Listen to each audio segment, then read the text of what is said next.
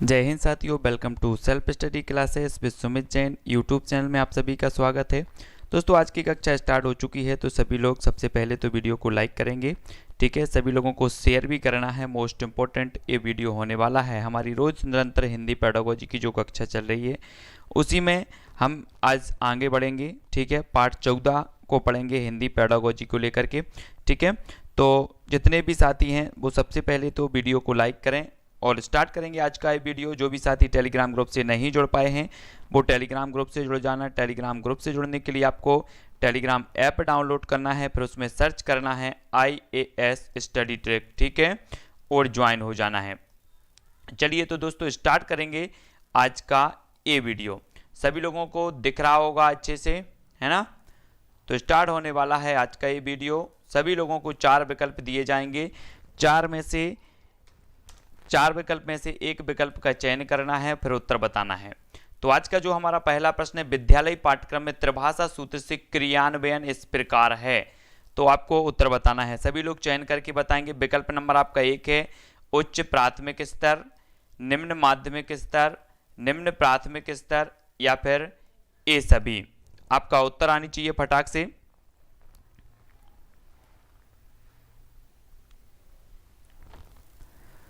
तब आपका जो उत्तर हो जाएगा दोस्तों विकल्प नंबर डी, यानी कि ए सभी। विद्यालय पाठ्यक्रम में त्रिभाषा सूत्र का जो क्रियान्वयन है वो उच्च प्राथमिक स्तर पर भी है, निम्न माध्यमिक स्तर पर भी है और निम्न प्राथमिक स्तर पर भी है। ठीक है, अगला क्वेश्चन देख लेते हैं। मातृभाषा शिक्षण का सिद्धांत निम्न में से है तो कौन सा है? 4 विकल्प हैं, 4 में से आपको उत्तर एक चयन करना है। क्रियाशीलता का सिद्धांत, अभिप्रेरण का सिद्धांत, रुचि का सिद्धांत या ये सभी। मातृभाषा शिक्षण सिद्धांत निम्न में से हैं तो कौन से हैं? तब आपका उत्तर क्या हो जाएगा?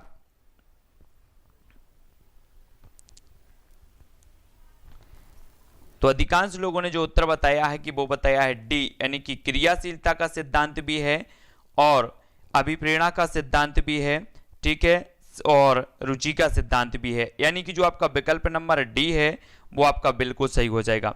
ठीक है, अगला देखो, उच्च प्राथमिक स्तर पर पढ़ाई जाने वाली भाषा होगी तो बताएं कौन सी होगी? संघीय भाषा, सहसंघीय भाषा, विदेशी भाषा, मातृभाषा या क्षेत्रीय भाषा या उपर्युक्त ए और बी दोनों। तब आपको 4 विकल्प में से चयन करना है अपने उत्तर को और बताना है।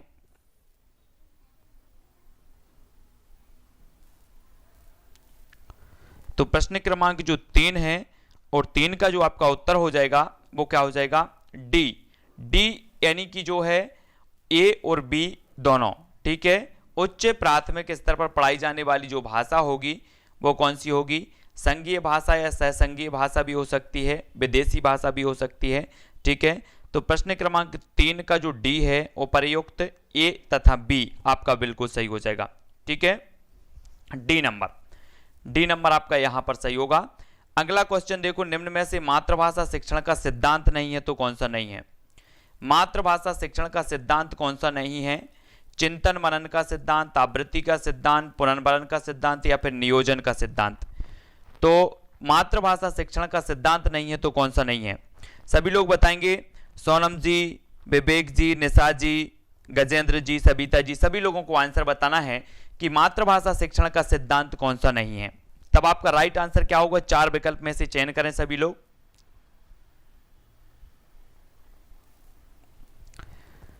तो आपका बिल्कुल सही जो सिद्धांत होगा कि मातृभाषा शिक्षण का जो सिद्धांत नहीं है वो कौन सा नहीं है? आवृत्ति का सिद्धांत। आवृत्ति यानी कि जो आपका विकल्प नंबर बी है वो नहीं होगा। चिंतन मनन का सिद्धांत है, पुनर्वलन का भी है, नियोजन का सिद्धांत भी है। बी नंबर आपका बिल्कुल सही होगा। ठीक है, आवृत्ति का सिद्धांत बी नंबर। निम्न प्राथमिक स्तर पर पढ़ाई जाने वाली भाषा होगी तो कौन सी? आधुनिक भाषा, राष्ट्रीय भाषा, मातृभाषा या फिर विदेशी भाषा। निम्न प्राथमिक स्तर पर पढ़ाई जाने वाली भाषा होगी तो कौन सी भाषा होगी? शिवम जी, सबिता जी, शिवांगी, अनुराधा जी, सभी लोग आंसर बताएं फटाफट से। ए बी सी डी आपको आंसर में लिखना है कि आधुनिक भाषा, राष्ट्रीय भाषा, मातृभाषा या फिर विदेशी भाषा। तब प्रश्न क्रमांक जो 5 का उत्तर आपका होगा वो क्या होगा? निम्न प्राथमिक स्तर पर पढ़ाई जाने वाली जो भाषा होगी वो कौन सी होगी? मातृभाषा। मातृभाषा यानी कि जो विकल्प नंबर आपका सी है वो यहां पर बिल्कुल सही हो जाएगा, सी नंबर। ठीक है, मातृभाषा। राष्ट्रभाषा किसकी प्रतीक है? सभी लोगों को आंसर बताना। राष्ट्रभाषा किसकी प्रतीक है? बंधुत्व की, प्रेम की, राष्ट्रीय एकता की, वासुदेव कुटुंबकम की। तो आंसर क्या होगा अपना? राष्ट्रभाषा किसकी प्रतीक मानी जाती है? प्रश्न क्रमांक 6, राष्ट्रभाषा सभी लोग जानते हैं कि जो है संपूर्ण देश की जो संपर्क भाषा होती है उसे राष्ट्रभाषा कहा जाता है, ठीक है। और राष्ट्रभाषा किसकी प्रतीक है? प्रश्न क्रमांक 6 का आंसर हमें बताना है। 6 का आंसर होगा आपकी राष्ट्रीय एकता। राष्ट्रीय एकता यानी कि जो विकल्प नंबर आपका बी है वो यहां पर बिल्कुल सही हो जाएगा, बी नंबर का, ठीक है। अधिकांश लोगों ने बिल्कुल सही आंसर बताए हैं। अगला देखो, अंतरराष्ट्रीय भाषा क्या कार्य करती है? अंतरराष्ट्रीय भाषा आपको बताना है अपने विचारों के आदान प्रदान प्रस्तुत करना, एकता स्थापित करना, विभिन्न देशों को मिलाना, विभिन्न राष्ट्रों का एकीकरण। तो अंतरराष्ट्रीय जो भाषा होती है उसका कार्य क्या है, वो कार्य कैसी करती है? मेघा जी, दीपिका, रामकिशन, पुष्पेंद्र जी, एडवांस ज्ञान, है ना, हेमराज, अनुराधा, सभी लोग आंसर बताएंगे कि अंतरराष्ट्रीय भाषा क्या कार्य करती है। प्रश्न क्रमांक 7 का अपना जो उत्तर हो जाएगा वो क्या हो जाएगा? विभिन्न राष्ट्रों का एकीकरण। विभिन्न राष्ट्रों का एकीकरण यानी कि जो आपका विकल्प नंबर डी है वो यहां पर बिल्कुल सही होगा, ठीक है। विभिन्न राष्ट्रों का एकीकरण करती है अंतरराष्ट्रीय भाषा। और डी नंबर जिन्होंने भी बताया उनका आंसर बिल्कुल सही है। अगला क्वेश्चन देखो, भाषा सीखने का परम उद्देश्य क्या है? भाषा सीखने का परम उद्देश्य हमें यहां पर बताना है। और दोस्तों मैं आपको बता दूं कि मैं एक दो दिन मतलब आपका 2 या 3 दिन में मैं आपका वो चालू करने वाला हूं। बिल्कुल शुरू से अपन पढ़ेंगे, है ना। और शुरुआत से कैसे पढ़ना है अपन को कि पूरा का पूरा NCERT पर आधारित आपको पर्यावरण, है ना, बाल विकास और हिंदी पेडागोजी, हिंदी भाषा भी अपन NCERT की लेकर के आ रहे हैं। और पूरा शुरुआत से आपको पढ़ना है। आपके कुछ दिन ही रह गए हैं, जो कुछ भी आपकी थोड़ी बहुत पढ़ाई है उसको कंप्लीट करना है। जो क्वेश्चन NCERT से संबंधित आए हुए हैं वो भी पढ़ेंगे। और सी नंबर यहाँ पर आपका बिल्कुल सही होगा। अपने विचारों को आदान प्रदान में भाग लेने की क्षमता प्राप्त, सी नंबर यहाँ पर बिल्कुल सही होगा, ठीक है, सी नंबर। अगला क्वेश्चन देखो, जून 1966 में भारतीय आयोग ने किस भाषा के रूप में परिवर्तन की सिफारिश की थी? 1966 में, जून 1966 में भारतीय आयोग ने किस भाषा के रूप में परिवर्तन की सिफारिश की थी? प्रादेशिक भाषा के रूप में, अहिंदी भाषी क्षेत्र के लिए त्रिभाषा के रूप में परिवर्तन, या फिर इनमें से कोई नहीं। तो जून 1966 में हमें बताना है कि जून 1966 में भारतीय आयोग ने किस भाषा के रूप में परिवर्तन की सिफारिश की थी। तब आपका आंसर क्या होगा? यहां पर आंसर हो जाएगा प्रश्न क्रमांक 9 का बी। 9 का बी यानी कि अहिंदी भाषी क्षेत्र के लिए जो है भाषा के रूप में परिवर्तन की सिफारिश की थी। तो बी नंबर यहां पर आपका सही होगा, अहिंदी भाषी क्षेत्र के लिए। तो 1966 में भारतीय आयोग ने, ठीक है। हाँ, मातृभाषा की क्या विशेषता है? मातृभाषा की विशेषता बताना है आपको। अनुवाद करके पढ़ाया जाना, या फिर जैसा का वैसा बता देना, बिना अनुवाद करके पढ़ाया जाना, या फिर उपर्युक्त में से कोई नहीं। सभी लोग आंसर बताएंगे। मातृभाषा की क्या विशेषता है? मातृभाषा की विशेषता बतानी है।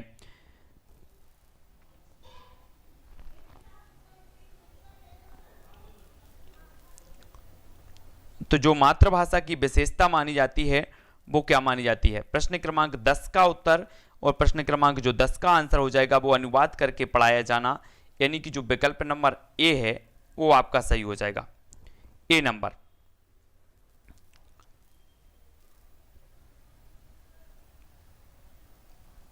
अगला क्वेश्चन देख लो, भावाभिव्यक्तिकरण का सर्वोत्कृष्ट साधन है, तो जल्दी से बताएं। भावाभिव्यक्तिकरण का सर्वोत्कृष्ट साधन है तो कौन सा है? कोई भी एग्जाम डेट नहीं बढ़ेगी, एग्जाम उसी डेट पर होगा, है ना। भावाभिव्यक्तिकरण का सर्वोत्कृष्ट साधन है तो कौन है? लचीली भाषा, भावाभिव्यक्तिकरण का विदेशी भाषा, मुहावरेदार भाषा, या फिर मातृभाषा। सभी लोगों को बताना है प्रश्न क्रमांक 11 का उत्तर। तो भावाभिव्यक्तिकरण का सर्वोत्कृष्ट जो भाषा मानी जाती है वो कौन सी मानी जाती है? मातृभाषा। मातृभाषा यानी कि जो विकल्प नंबर आपका डी है वो सही हो जाएगा, है ना। ये पूरे के पूरे NCERT से पुस्तक से एक क्वेश्चन लिए गए हैं और एक किसी ना किसी क्वेश्चन से पूछे गए हैं, ठीक है। किसी ना किसी क्वेश्चनों में, किसी ना किसी प्रश्न पत्र में पूछे गए हैं। तो भाषा का प्राथमिक रूप क्या है? पढ़ना, लिखना, बोलना या इनमें से कोई नहीं।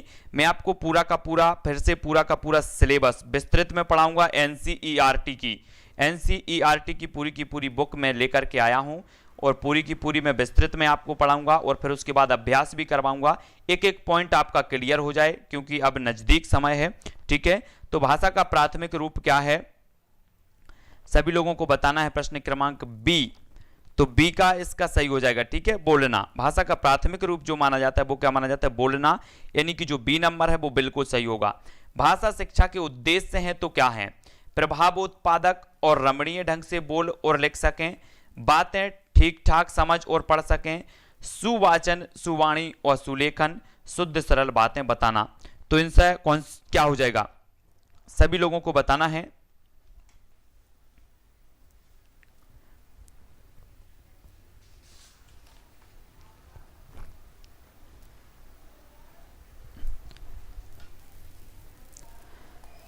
तब आपका प्रश्न क्रमांक 13 और 13 का आंसर आपको बताना है। आंसर हो जाएगा भाषा शिक्षण के उद्देश्य तो होते हैं सुवाचन, सुवाणी व लेखन, यानी कि जो विकल्प नंबर आपका सी है वो आपका सही होगा। भाषा शिक्षण के उद्देश्य होता है सी नंबर।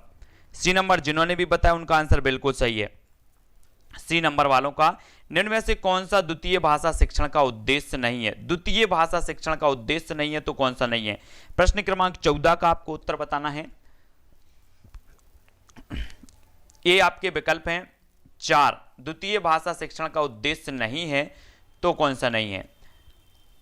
भाषा क्षेत्रों परिस्थितियों में हिंदी भाषा को समझने की योग्यता का विकास, मौखिक अभिव्यक्ति कौशल के अनुरूप लिखने की क्षमता का विकास, या फिर दैनिक जीवन में समझने तथा बोलने की क्षमता का विकास, या हिंदी भाषा से संबंधित व्याकरणिक नियमों को कंठस्थ करना।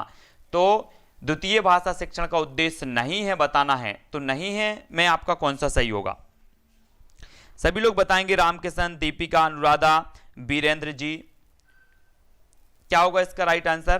प्रश्न क्रमांक है अपना 14 और 14 का आंसर हो जाएगा नहीं है बताना है। तो हिंदी भाषा से संबंधित व्याकरणिक नियमों को कंठस्थ करना, ये जो डी नंबर है वो नहीं है माना जाएगा। डी नंबर आपका बिल्कुल यहां पर सही हो जाएगा।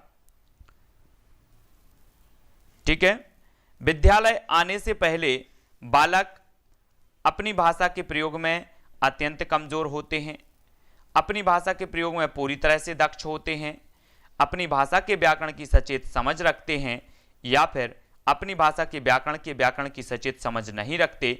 तो विद्यालय आने से पहले बालक में आपको बताना है कौन सा गुण होता है। 4 विकल्प हैं, प्रश्न क्रमांक 15 है।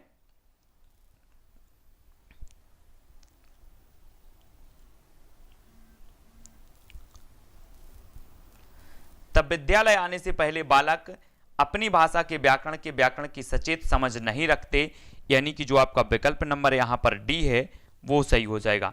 ठीक है, डी नंबर आपका सही हो जाएगा। अपनी भाषा के व्याकरण की सचेत समझ नहीं रखते, और डी नंबर यहां पर सही है।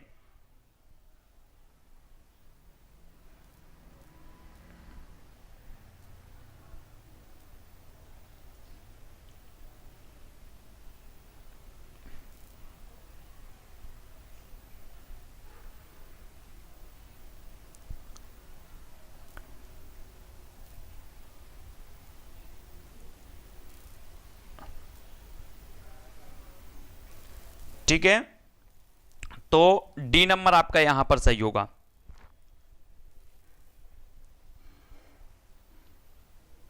थोड़ा सा क्वेश्चन अलग टाइप का है, इसमें ऑप्शन भी अलग टाइप के दिए हैं। अगला क्वेश्चन देख लेते हैं। अगला देखो, भाषा की पढ़ाई समूची पाठचर्या में व्याप्त है। समूची पाठचर्या का एक केवल हिस्सा है, बेहद जटिल और संवेदनशील है, भाषा की पाठ्यपुस्तक से ही संभव है। भाषा की पढ़ाई समूची पाठचर्या में व्याप्त है, समूची पाठचर्या का केवल एक हिस्सा है, बेहद जटिल और संवेदनशील है, या फिर भाषा की पाठ्यपुस्तक से ही संभव है।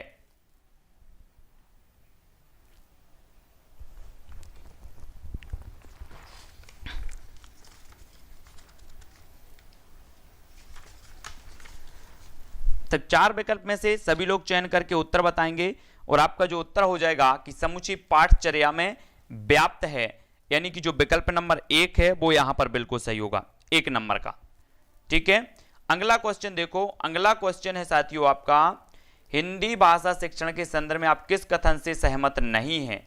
नहीं है बताना है। हिंदी भाषा शिक्षण, कक्षा में बच्चों को विविध प्रकार का बाल साहित्य उपलब्ध कराया जाना, कक्षा में बच्चों को अधिकाधिक लिखित कार्य दिया जाना चाहिए, कक्षा में बच्चों की भाषा का सम्मान किया जाना चाहिए, या फिर कक्षा में बच्चों को अपनी बात कहने की स्वतंत्रता दी जानी चाहिए। तो जल्दी से बताएं, नहीं है कौन सा है? भाषा शिक्षण के संदर्भ में आप किस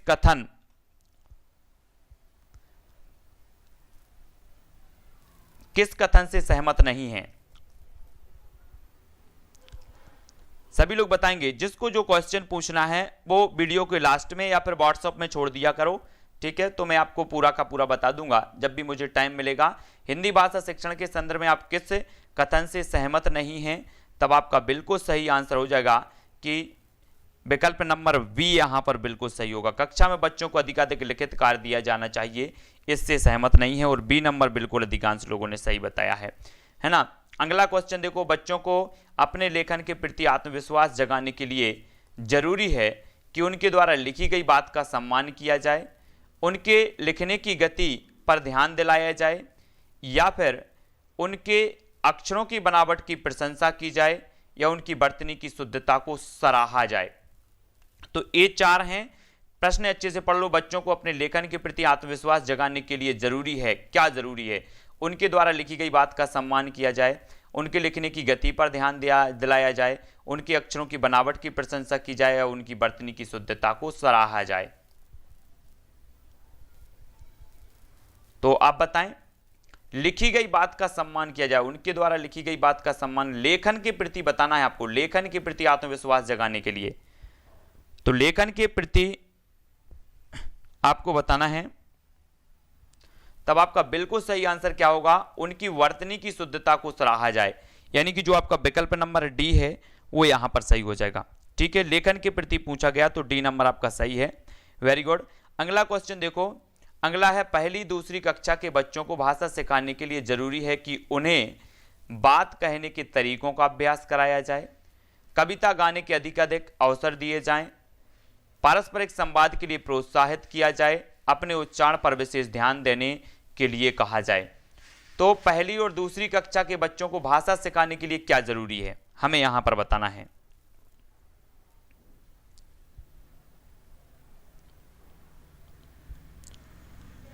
तब आपका राइट आंसर क्या हो जाएगा? धर्मेंद्र जी, सबिता, अरुण जी, दीपक, वीरेंद्र जी, शिवांगी जी, गायत्री जी, सोनम जी, सभी लोग आंसर बताएंगे। ज्योति जी, प्रश्न क्रमांक 4 का बिल्कुल राइट आंसर हो जाएगा ए, यानी कि बात कहने के तरीकों का अभ्यास करवाया जाए।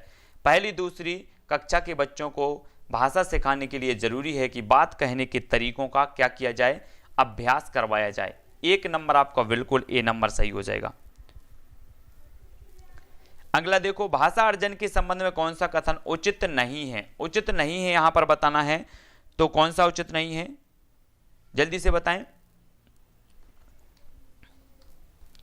भाषा अर्जन के लिए नियम सिखाए जाएं, भाषा अर्जन को सहज बनाने के लिए समृद्ध भाषिक परिवेश होना चाहिए, या बिना विद्यालय गए भाषा अर्जन संभव है, या सभी बच्चों में भाषा अर्जन की स्वाभाविक क्षमता होती है।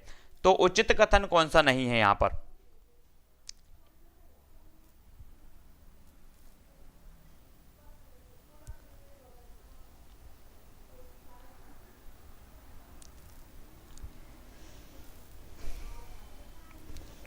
तब आपका बिल्कुल सही आंसर कौन सा होगा? ए यानी कि भाषा अर्जन के लिए नियम सिखाए जाते हैं। ए नंबर आपका सही हो जाएगा। ठीक है, यहां पर ए उचित कथन नहीं है। ए नंबर, भाषा की कक्षाओं में लोकतांत्रिकता बनाए रखने के लिए क्या जरूरी है? लोकतांत्रिकता बनाए रखने के लिए क्या जरूरी है? स्वतंत्र एवं मौलिक अभिव्यक्ति के अवसर देना, राज्य भाषा को अनिवार्यतः पढ़ाना, बच्चों को हर समय बोलने के लिए कहना, या फिर लोकतंत्र पर निबंध पढ़ाना या फिर लिखवाना। तो भाषा की कक्षाओं में लोकतांत्रिकता बनाए रखने के लिए क्या जरूरी है?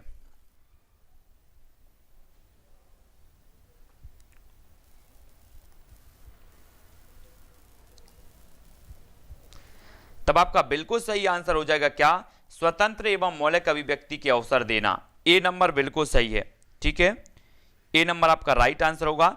अगला देखो, बच्चे के व्यक्तित्व निर्माण में खालिस्तान का महत्वपूर्ण योगदान है। तो विदेशी भाषा का, मातृभाषा का, शास्त्रीय भाषा का या क्षेत्रीय भाषा का? बच्चे के व्यक्तित्व निर्माण में खालिस्तान का महत्वपूर्ण योगदान है, तो किसका है?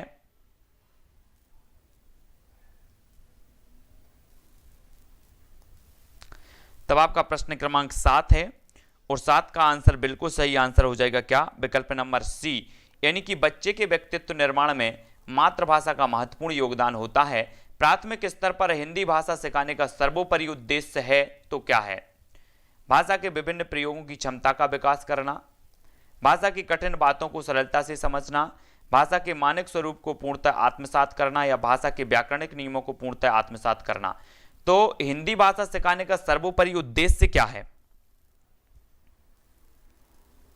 सर्वोपरि उद्देश्य क्या है? प्रश्न क्रमांक 8 का उत्तर बताना है।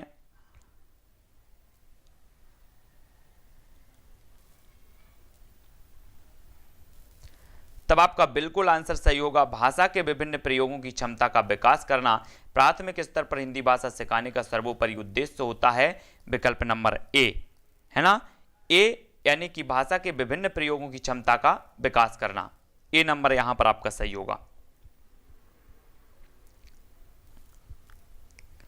अगला क्वेश्चन देख लो, विद्यालय आने से पूर्व बच्चों के पास व्याकरण की समझ बिल्कुल नहीं होती, समझ, है ना, व्याकरण की पूर्ण समझ होती है, व्याकरण की सचेत समझ नहीं होती या व्याकरण की सचेत समझ होती है? आंसर क्या हो जाएगा? सभी लोगों को बताना है। शैलजा, अलीराजपुर, जल्दी से बताओ क्या हो जाएगा? रजनीश जी, आपका प्रश्न क्रमांक 9 का जो उत्तर हो जाएगा वो हो जाएगा सी, यानी कि व्याकरण की सचेत समझ नहीं होती। सी नंबर बिल्कुल आपका सही है, सी नंबर। अगला क्वेश्चन देखेंगे, प्राथमिक स्तर की शिक्षा मुख्यतः भाषा शिक्षा है, इस कथन का निहितार्थ यह है कि क्या है? प्राथमिक स्तर की शिक्षा मुख्यतः भाषा शिक्षा है, यह कथन का निहितार्थ क्या है?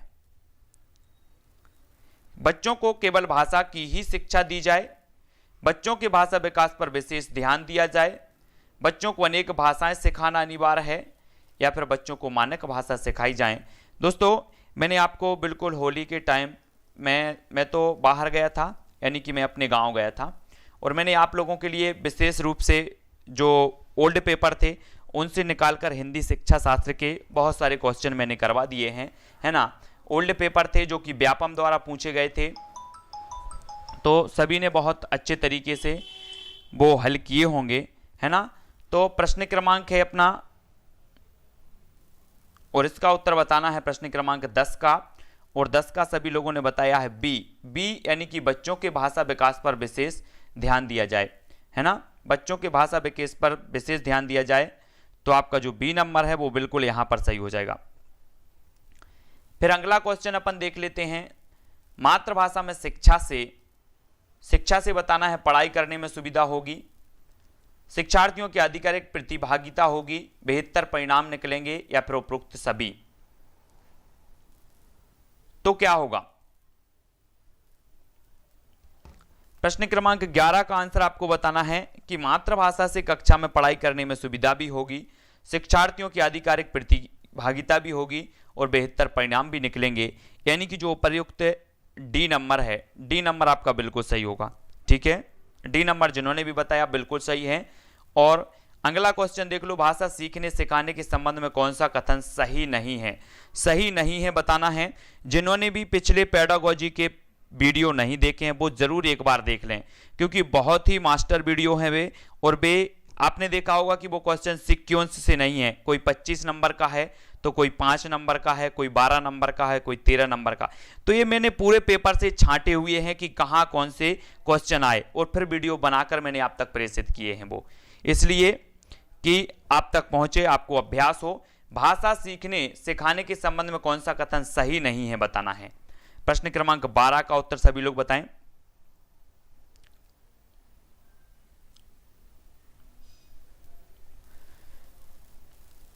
आपका कथन सही नहीं है, तो सही नहीं है। कौन सा है? वी नंबर, कि भाषा अर्जित करना सहज होता है, सहज नहीं होता भाषा अर्जित करना।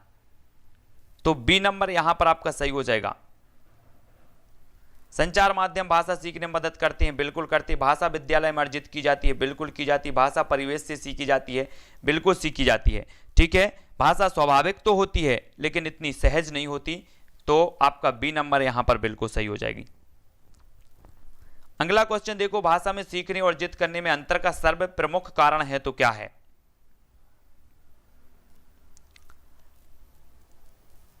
सभी लोगों को बताना है प्रश्न क्रमांक 13 का उत्तर, है ना। डी बता रहे हैं रामकिशन जी, भाषा विद्यालय में अर्जित नहीं की जाती क्या?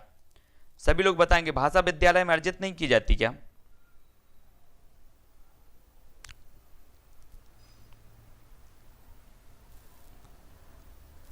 भाषा सीखने और भाषा अर्जित करने में अंतर का सर्वप्रमुख कारण है तो सही बताएं, जल्दी से बताना है। भाषा सीखना सहज है लेकिन भाषा विद्यालय में अर्जित की जाती है कि नहीं की जाती?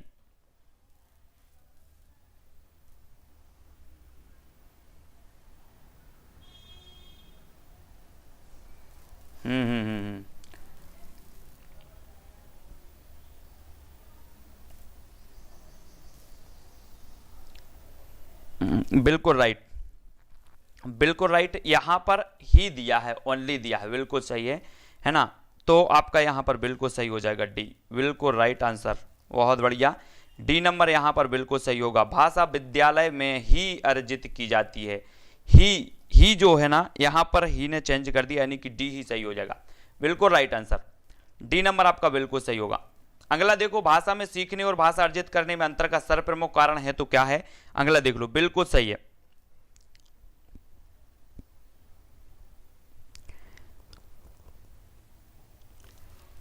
भाषा में सीखने और भाषा अर्जित करने में अंतर का सर्वप्रमुख कारण है तो क्या है? प्रश्न क्रमांक 13 का आंसर बताएंगे सभी लोग।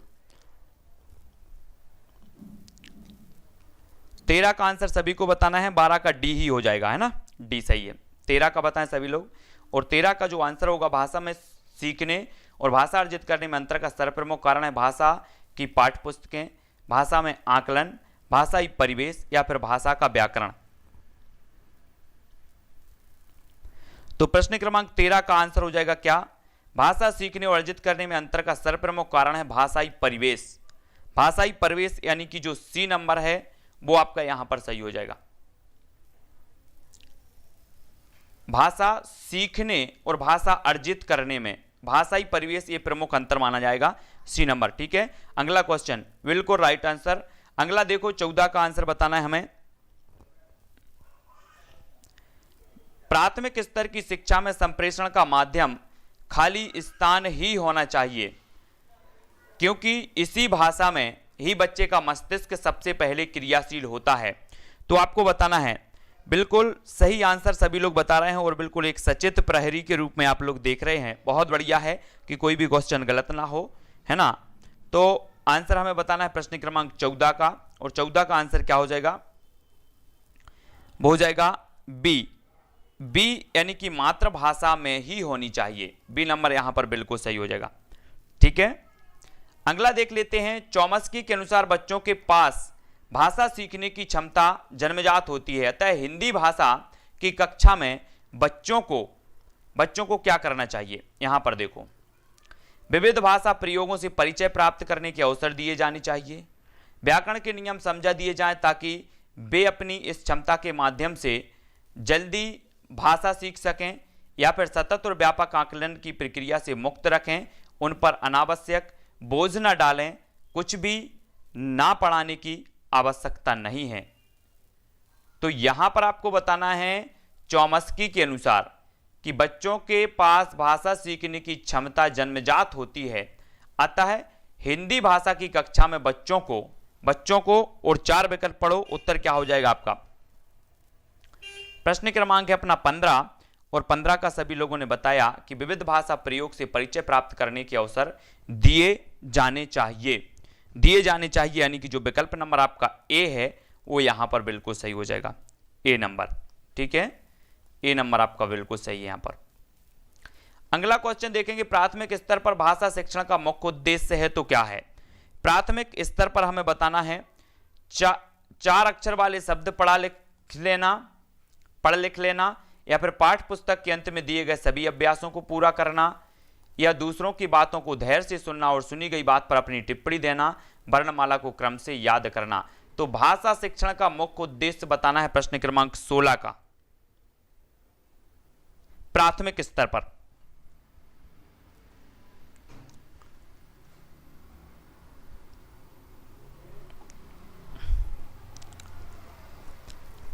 तब आपका बिल्कुल राइट आंसर हो जाएगा सी यानी कि दूसरी की बातों को धैर्य से सुनना और सुनी गई बात पर अपनी टिप्पणी देना, और सी नंबर यहां पर आपका बिल्कुल सही होगा, सी नंबर। ठीक है, विद्यालय आने से पूर्व बच्चों के पास 5000 वाक्य होते हैं, अपनी भाषा की जटिल और समृद्ध संरचनाएं होती हैं, या फिर अपनी भाषा का संपूर्ण बाल साहित्य होता है, या 5000 शब्द होते हैं। यहां पर वाक्य होते हैं, यहां पर शब्द होते हैं। तो विद्यालय आने से पूर्व बताना है हमें।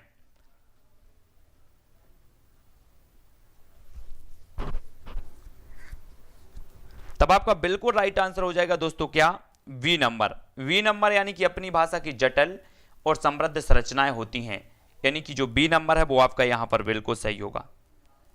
ठीक है,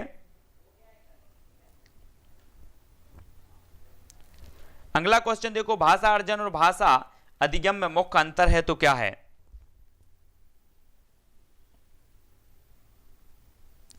सभी लोगों को बताना है भाषा अर्जन और भाषा अधिगम में मुख्य अंतर क्या है। भाषा लेखन के अभ्यास का, पाठ्य पुस्तक के अभ्यासों का अभ्यास करने का, या स्वाभाविकता का, भाषा नियमों को स्मरण करने का।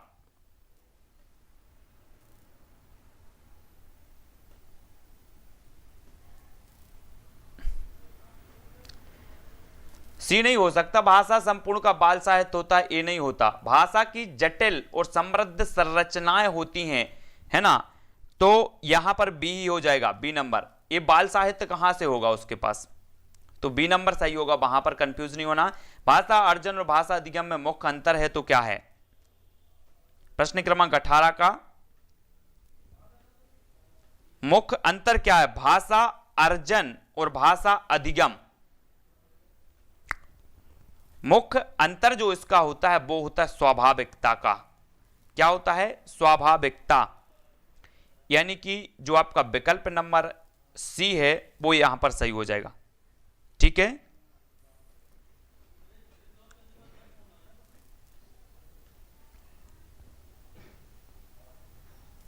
अगला देख लो, प्राथमिक स्तर पर भाषा शिक्षण का उद्देश्य क्या है। कुशल वक्ता बनना, साहित्य की विधाओं से परिचित कराना, हिंदी के विविध रूपों से परिचित कराना, कुशल लेखक बनना। तो प्राथमिक स्तर पर आपको बताना है 19 का आंसर।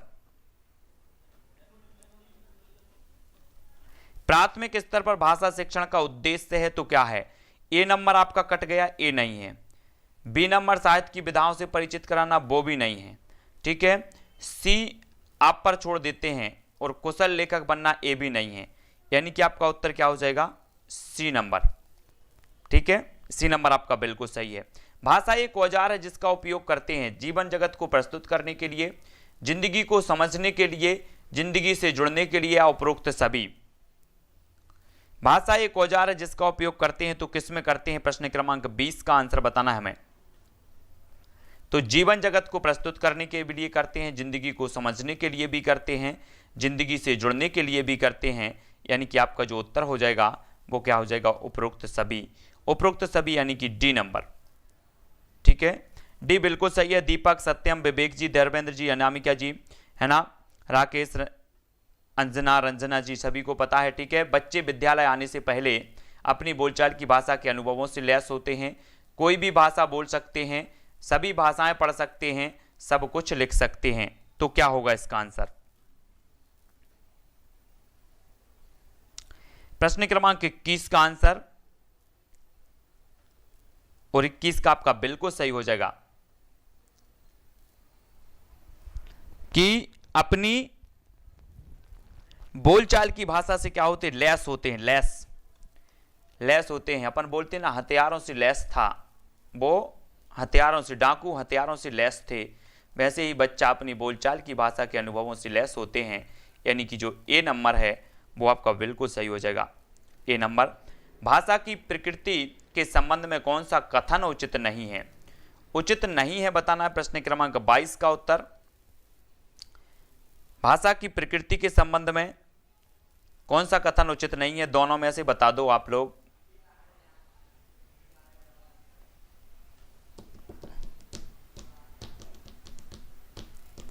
सभी लोगों को वीडियो को लाइक करना है, यथावत आपकी क्लासें चलेंगी, ठीक है। सभी लोगों को बता देना है, और जब भी मैं 1-2 दिन या 1 दिन का यहाँ पर गैप होगा तो मैं आपको बता दूंगा, या फिर वीडियो आपको बना करके मैं पूरा का पूरा टाइम टू टाइम सेट कर दूंगा, तो आप तक वीडियो पहुंच जाए। भाषा की प्रकृति के संबंध में कौन सा कथन उचित नहीं है? प्रश्न क्रमांक 22 का उत्तर हो जाएगा कि भाषा कठोरता से व्याकरण नियमों का अनुसरण करती है, तो बी नंबर यहाँ पर आपका बिल्कुल सही होगा, ठीक है, बी नंबर। सभी लोग वीडियो को लाइक करेंगे, और किसी का कोई डाउट लगता है, कुरैशी जी है ना, शैलजा जी, शिल्पा जी, आशीष जी, किसी को कोई डाउट लगता है तो जल्दी जल्दी से पूछ लो, और बाद में भी अगर कोई डाउट लगता है तो व्हाट्सएप पर मैसेज छोड़ दिया करो। सोनम जी, मधु जी, सरिता, रामकिशन और रमेश जी, चंचल जी, प्रतिभा जी, आरती जी, पुष्पेंद्र जी, ठीक है, और सोनू जी, ठाकुर जी, 1-2 दिन में अपन पूरा का पूरा सेटलमेंट करते हैं पूरी क्लासों का। राहुल यादव, अलिराज जी, लखन लोधी जी, ठीक है। अब अपने कुछ ही दिन बचे हैं जिनमें हमें बहुत सारी चीज़ें पढ़नी है ना। सुरेंद्र जी, मेघा जी और आरती, सत्यम जी, सोनू, आशीष जी, सभी के लिए बहुत बहुत धन्यवाद। अनिल जी, पूजा, निशा, छोटे लाल, ज्योति गुप्ता जी, हरी और साधना जी, रामकिशन, राहुल, प्रेमिला जी, ठीक है। देखो लेस जो होता है ना, अगर हम पढ़ेंगे लेस, एक लेस मतलब होता है घटाना, और एक लेस मतलब होता है कि पूरा का पूरा मतलब उसका साथ मान के चलो कि लेस थे, अपन बोलते हैं ना हथियारों से लेस थे। तो यहां पर अपन अगर बात करें तो लेस 2 जगह आ गया तो यमक अलंकार हो जाएगा। एक लेस अपन करते कि लेस हो गया, मेरा तो व्यापार में बहुत लेस हो गया, इस प्रकार से बोलते ना। शैलजा और वो डाकू थे जो हथियारों से लेस थे, मतलब बहुत सारे हथियार उनके पास थे, ठीक है। और व्हाट्सएप नंबर वो चल रहा है, ऊपर आपकी स्क्रीन पर है, ऊपर अच्छे से देखें, ठीक है। राजेंद्र जी, सत्यम जी, जहीद जी, शैलजा, पूजा जी, आशीष जी, रामूराज चौधरी जी, ठीक है, सोनू जी,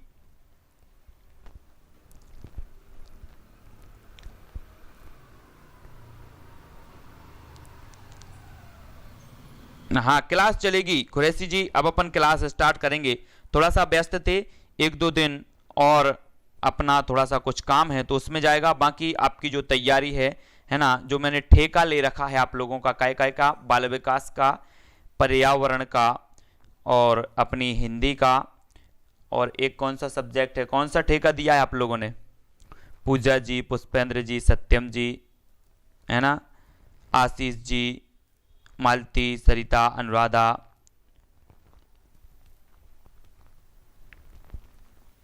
शिवम जी, खुरैशी, निशा जी, रामकिशन जी, सभी को, ठीक है। हाँ क्लास हो चुकी है, ठीक है। और जो भी साथी टेलीग्राम ग्रुप से नहीं जुड़े हैं वो टेलीग्राम ग्रुप से जुड़ जाएं। टेलीग्राम ग्रुप से जुड़ने के लिए आपको टेलीग्राम ऐप डाउनलोड करना है, उसमें सर्च करना है IAS स्टडी ट्रैक और ज्वाइन हो जाना है, ठीक है। इंग्लिश आप लोग पढ़ें कहीं से, क्योंकि इंग्लिश तो मुझे भी नहीं आती, तो मैं आप लोगों को कैसे पढ़ाऊंगा। मैथ भी आपको पढ़ना है, मैथ पेडागोजी और जो भी होगी वो मैं आपको पढ़ा दूंगा, है ना। तो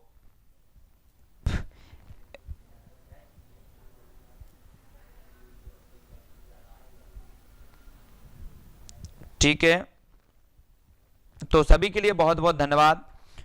पूजा, जाहिद जी,